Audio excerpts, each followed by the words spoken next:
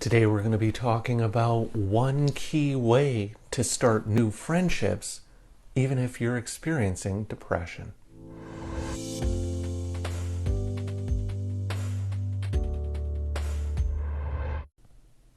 Hi everyone. In today's video, we're going to be talking about one key tool that you can use to make new friends and develop new friendships, even if you're experiencing depression. Well, whether or not you're experiencing depression or not, but this can be particularly helpful for people who are experiencing difficulties with depression. But before I get into that, just a couple of disclaimers to go over. I'm a registered psychologist in the province of British Columbia, Canada, and this video is for informational purposes only. It is not intended as a substitute or replacement for advice from your doctor or mental health professional. Now, this is the third video in a series on improving your social life and your social connection in the context of depression. So I've talked in previous videos about ways of enhancing your social connection through deepening current relationships. So taking people from outer rings of your social network and deepening the relationships to bring them into the inner rings. Another video I talked about how to reconnect with friendships and relationships that you may have lost in the context of depression. So essentially taking people who were really close to you and have fallen out of your social network and bringing them back in to your social network.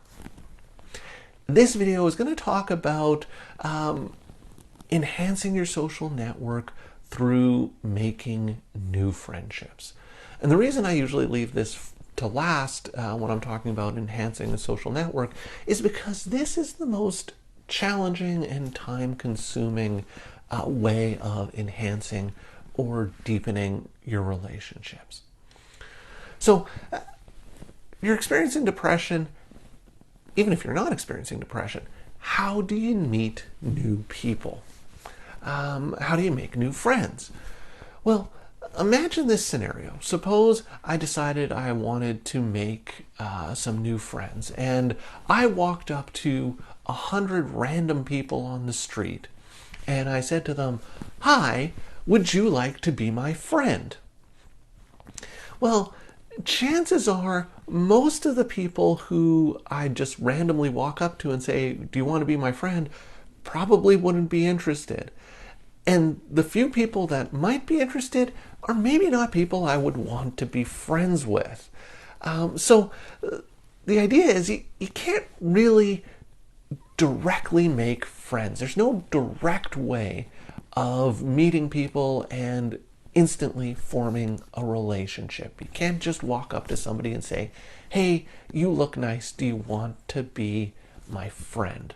Because that may scare them off, and it's typically not how relationships are formed. Now, kids are really good at this. Like, you'll see this with young children. They'll walk up to another young child and say, "Hey, do you want to be friends?" And they say, "Sure." And then they're friends for the afternoon while they're playing at the playground, and that relationship then finishes. But that's not typically how we usually make friendships. So how do you make friendships? What is the key? And the key thing that I focus on, the key tool that I often encourage my clients as we're working on building their social network and making new friends, is to pursue interests that you already have. And pursuing these interests can put you into contact with other people.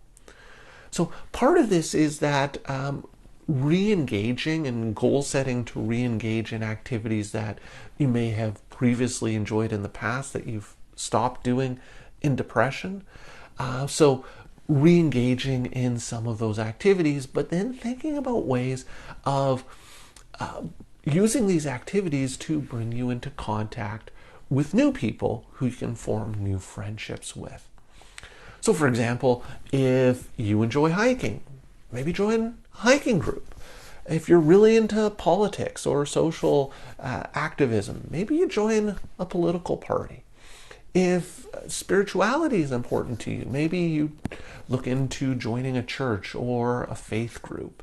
If you enjoy softball, go to a softball league. If you enjoy photography, even these solitary things like photography, you enjoy photography, take a photography class.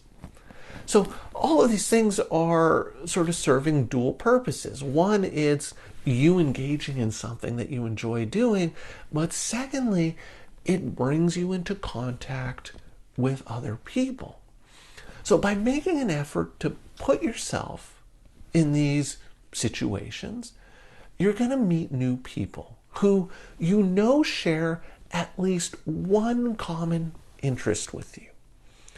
And what we know is that people who tend to share at least one common interest with others tend to share more common interests as well. So if there's one thing that the two of you have in common, chances are that's not the only thing you have in common.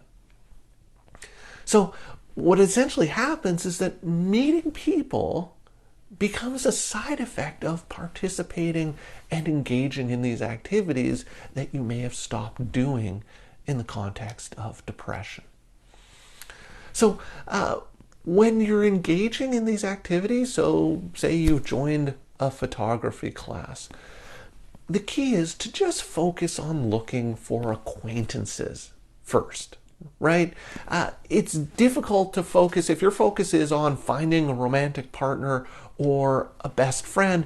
That's going to be really challenging because those are more complex relationships and they require more time. So when you're first just starting, when you first just meet people, focus on making them acquaintances. Because if you start with acquaintances, you can get to know them better. And some of these acquaintances will become friends, and some of these friends will become closer friends. And so in doing this, what you're doing is you're deepening the relationships, as I discussed in a previous video, which is a really powerful way of enhancing your social network. So what you're doing here is you're taking people who are outside of your social network and you're bringing them in, first by making them an acquaintance. And then as you get to know them a little bit better, as they get to know you a little bit better, you start to realize, hey, maybe this is someone I would like to be friends with. And you start to deepen the relationship. Maybe you spend a bit more time together, you do some things together, and you get closer the more time you spend with one another. And the relationship builds, and now they become closer friends. So you've taken somebody who wasn't in your social network and now you've made them a closer friend, but that takes time. So if you're wanting to start new friendships, there's a few things to remember and a few sort of tips in terms of how to start these new relationships and new friendships. The first is I encourage my clients to take an active role. So what I'll sometimes see is a client will tell me, yeah, I went to a party and no one came up to me and talked to me. And so I felt really down and terrible because I felt like nobody cared about me. But the problem is that they were waiting for someone else to approach them. So one of the things I often encourage people is don't wait for others to introduce themselves. You have to make an effort at least some of the time. So at least some of the time, be the one to approach someone else rather than always waiting for someone to approach you. Yes, I know it's kind of can be uncomfortable or feel risky, but the more effort you make, the more likely you are to have some success.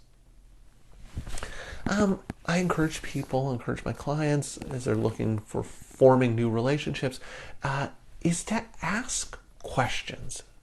Now, this is one of the best conversational tools, and it's one of the easiest ways of sort of connecting with another person, because people really like to talk about themselves.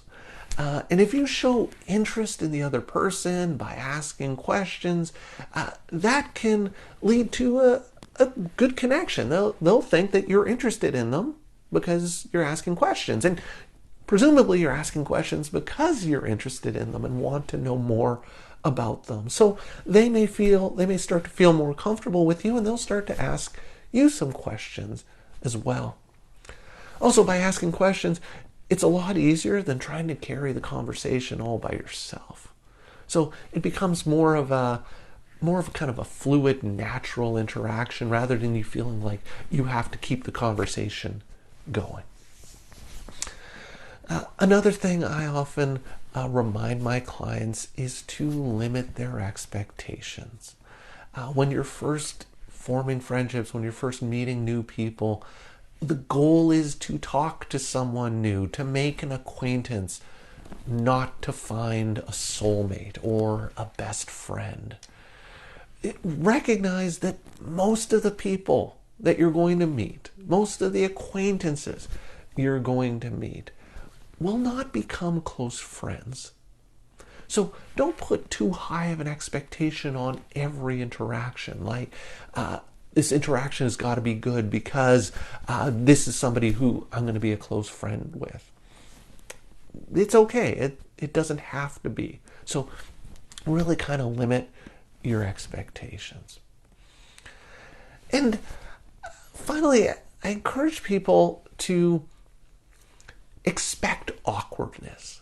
Allow yourself to have some awkward interactions, because meeting new people is difficult. Socializing with someone that you don't know can be difficult. And so expect that there's going to be some awkward interactions or some awkward moments. Maybe you're trying to sort of connect with someone or asking someone questions, and you don't really share a lot of common interests because you don't really know the person. So you're asking them questions and they're giving you some answers, and you're realizing, I'm not so sure about this person, and it feels kind of awkward, or there isn't a lot of chemistry, and you think, oh no, see, it's me. I'm just awkward in my interactions. This awkwardness isn't necessarily because of you. Every interaction has essentially three parties. One, there's you, there's the other person, and then there's the interaction between the two of you. And if any of those don't really work, or any of those are off, the interaction is going to be a bit sort of awkward or uncomfortable. So recognize that because not everybody you interact with is going to be someone you connect with, some of these interactions, maybe many of these interactions, are going to feel a little awkward, and that's normal. That's not you. That's not something wrong with you. That's just kind of how these new relationships and these new interactions work. So I encourage you to sort of get out there and pursue some of those activities that you enjoy doing, and to pursue them in a way that brings you into contact with other people, so that you're serving these activities are serving double purpose. One, you're getting the enjoyment of the activity, and two, you're potentially forming new connections with people who might become friends. So I hope that makes sense. I would love to hear your thoughts and ideas about this, so please leave me some comments in the comments section down below. If you're enjoying my videos and would like to see more, please hit that subscribe button and notification bell, and you'll be alerted every week when I post a new video.